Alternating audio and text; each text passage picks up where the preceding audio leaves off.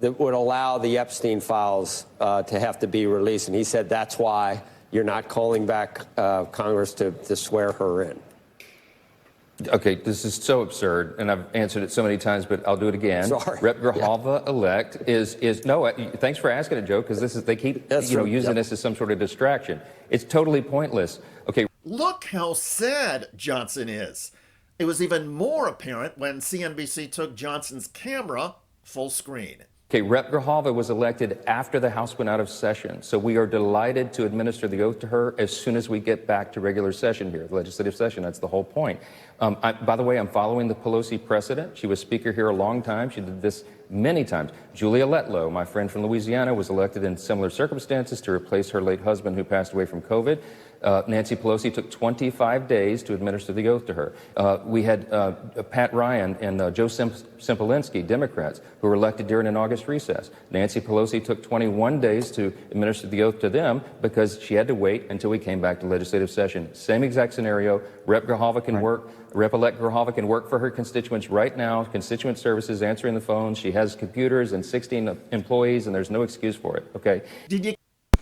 It's crazy because they're trying to take a vote on releasing the files or not. Fuck we voting for? Just release them. Y'all are so scared. They are so scared to release these files because they know what's going to happen. They know who's going to get exposed. Like, it's insane.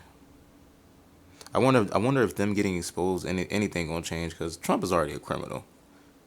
So it's like, is anything going to change if the files get released? I don't know. Y'all let me know down in the comment section. Let's get it.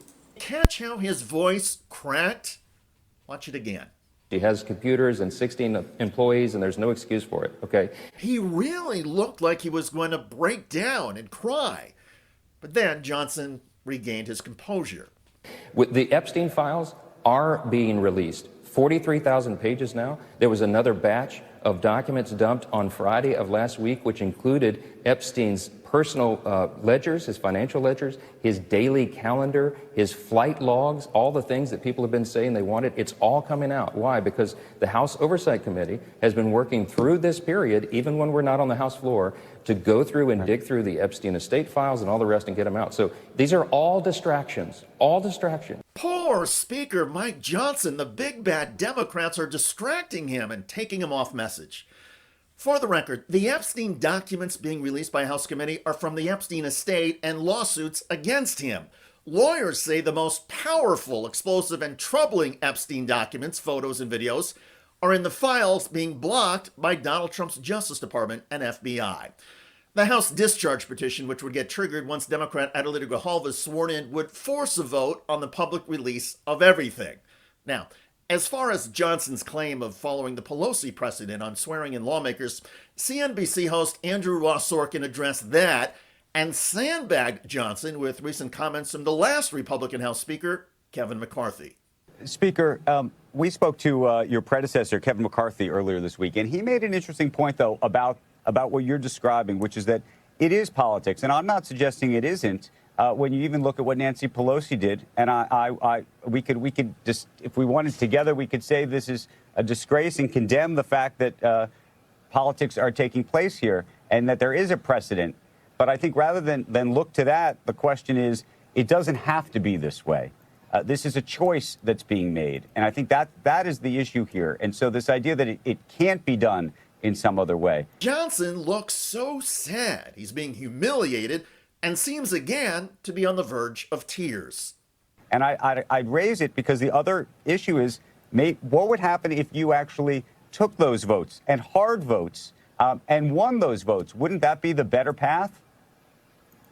Well, I'm not sure what you're referring to because we did that. I mean, look, the CR that we sent over is a totally clean, nonpartisan document. It's 24 pages in length. It literally is the bare minimum language just to keep everything at status quo. And I will point out to you, status quo is Biden-era policies and spending. We don't even like it. Republicans are trying to change that. Actually, Republicans are changing that. By allowing the Affordable Care Act tax subsidies to expire and by the cuts earlier this year to Medicare and Medicaid, tens of millions of Americans are seeing their health coverage premiums skyrocket. Millions of other Americans are losing their health coverage altogether.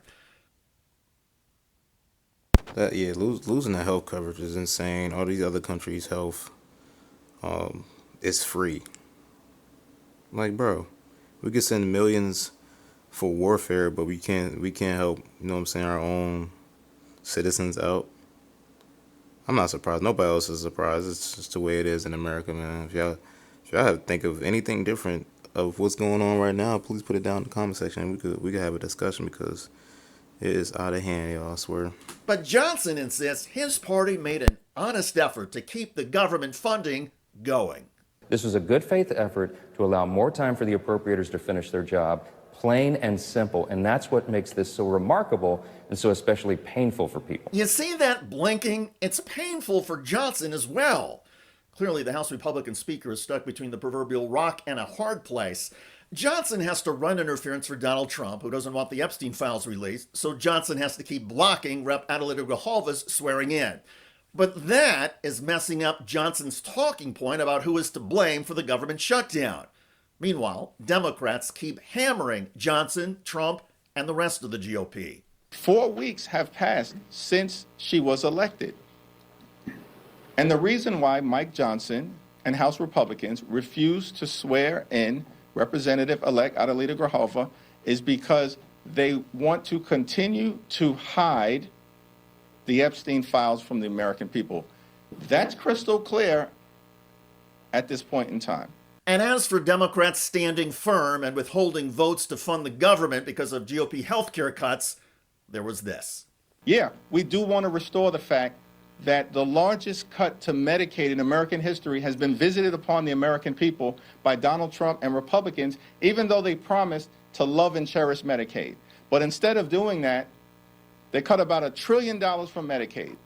And as a result of that fact, hospitals, nursing homes, and community-based health centers are closing all across the country, including in Republican states. And many of those Republicans are getting increasingly anxious and directing their frustrations at their House Speaker, Mike Johnson.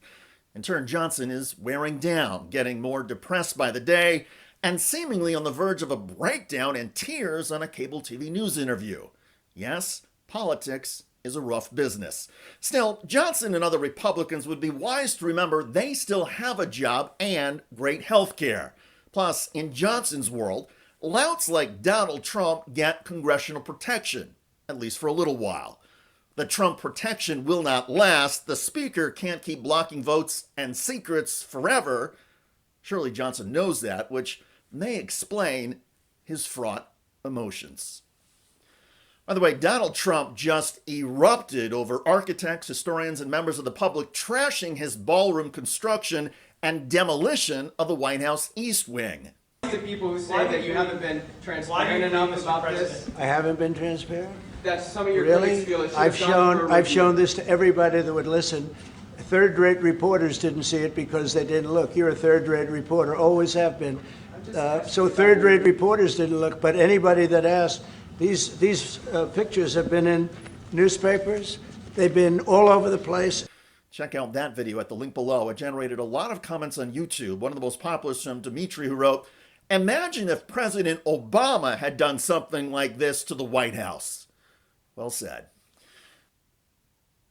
If that was Obama would be cooked. They will cook him if Obama was pulling this shit like Donald Trump is pulling right now. Obama would be absolutely cooked. I don't care what y'all say down in the comment section. He will be cooked. Like, I feel like everybody's in the panic as far as whoever's a part of them that the Epstein files, and it's gonna be bad for them. Hopefully, it's gonna be bad for them because, yeah, Donald Trump being best friends with Epstein. Come on, bro. Let's come on, bro. That's a dangerous game, bro. It's looking real bad for him, but let me know what y'all think about this down in the comment section. Like, comment, subscribe. Make sure you hit the notification bell to get notified when I upload, y'all. Appreciate it. Peace and love, baby. We out.